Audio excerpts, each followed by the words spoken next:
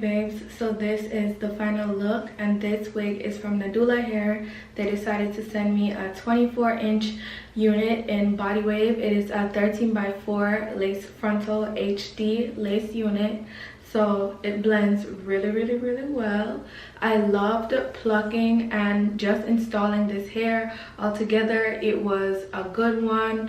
I love the fact that all their HD laces are usually wigs that are glueless, so I didn't have to put any glue on it. I went ahead and used my Kenra working spray, the volume spray in number 25, and for my edges I also use this. So this product with this wig just goes hand in hand.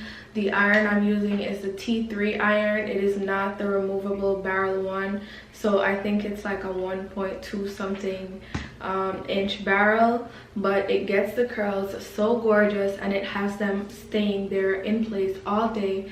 So I highly recommend using these products with this hair to get this finished look. I'm loving the curls. They are everything right now, honey. So thank you so much to Nadula for sending me this gorgeous unit. I'm loving it.